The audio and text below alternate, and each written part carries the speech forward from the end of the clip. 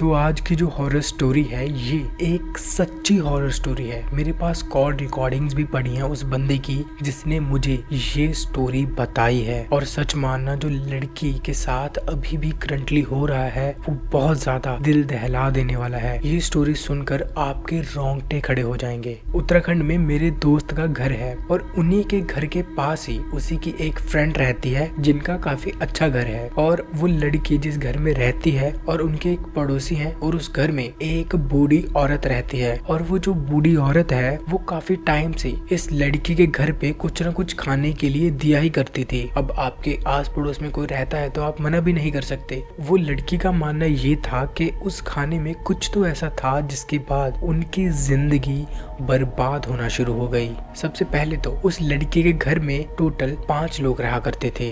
वो खुद, उसके पिताजी, उसकी मदर, उसके चाचा जी और उसकी भाभी। पहले तो सब कुछ सही चल रहा था, लेकिन कुछ टाइम के बाद उनके घर में प्रॉब्लम्स आना शुरू हो गई। सपोज करते हैं उस लड़की का नाम हम शिवानी रख लेते हैं। शिवानी को हॉल में सोने का शौक था, लेकिन हॉल में सोते सोते उसको अचानक ऐसा महसूस होता था कि उसे कोई ना कोई बुला रहा है। उसे अजीब अजीब तरह की किसी बच्चे की आवाजें सुनाई देती या फिर हॉल में किसी के। तो इसीलिए वो रात को काफी बार डर जाया करती थी। लेकिन पहले उसके घर में ऐसा कुछ नहीं होता था, पहले उसके घर में ऐसा कुछ तो होता ही नहीं था। तो इसलिए वो इन सभी चीजों को इग्नोर कर देती है। अब दिन जैसे जैसे बीतते जाते हैं वैसे वैसे उस घर में प्रॉब्लम्स और ज्यादा क्रिएट होना शुरू हो जाती हैं। जैसे उसकी जो चाची थी वो प्रेग्नेंट थी। जब वो प्रेग्नेंट थी तो काफी बार उसका मिसकैरेज हो जाता है, किसी वजह से उसका बच्चा बच नहीं पाया। अब ये काफी बार हो चुका था उनके साथ, तो उन्हें लगा कि शायद किसी तांत्रिक वगैरह को या पंडित जी को दिखाना चाहिए। तो वो किसी पंडित के पास जाते हैं और उनको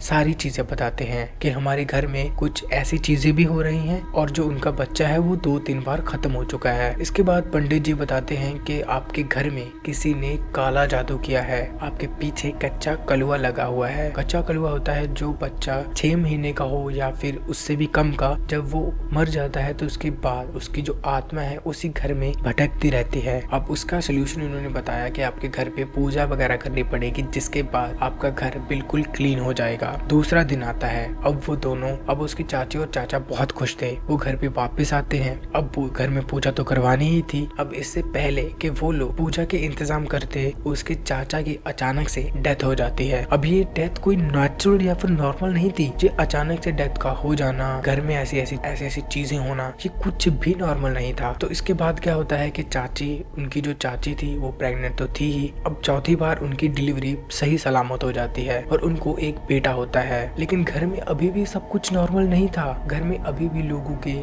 किसी बच्चे के चिल्लाने की आवाजें आती या किसी के चलने की आवाजें आती, चीजें इधर उधर अपने आप मूव होना शुरू हो जाती। तो इस तरह की काफी सारी चीजें उनके घर पर ऑलरेडी हो रही थी। इवन सबसे डरावनी चीज ये है कि उनके घर का जो पूजा रूम है वहाँ पर एक बच्चा जो कच्चा कलुआ है वहाँ पे ही घूमता रहता है। मतलब वो, उसकी आत्मा वहीं पे घूमती है जहाँ पे उसको सबसे ज्यादा डर होता है, क्योंकि वहाँ पे पूजा वगैरह होती है तो वहाँ पे शुद्धिकरण किया जाता है। लेकिन ऐसा उसको कोई डर नहीं है जो उसका बताना है। तो इसलिए मैं बोल रहा हूँ कि ये चीजें सच में हो रही हैं। अब उस लड़की ने जब एक लड़के के साथ ही सारी चीजें शेयर की और रात को वो जब सो जाती है लड़की, तो जब वो सुबह उठती है तो उसके शरीर पर काफी चोट के निशान थे कि जैसे उसको काफी ज्यादा मारा पीटा गया हो। शायद ये हो सकता है कि जो उसके घर में काफी सारी आत्माएं रह रही थी या गोश्त रह रहा था, वो नहीं चाहता था कि वो चीजें उस घर से बाहर जाएं। तो धीरे धीरे दिन बीतते हैं। तो एक दिन क्या होता है कि अब उसका भतीजा भी थोड़ा 3-4 साल का हो चुका था। शिवानी की चाची और उसका भतीजा दोनों छत पे थे।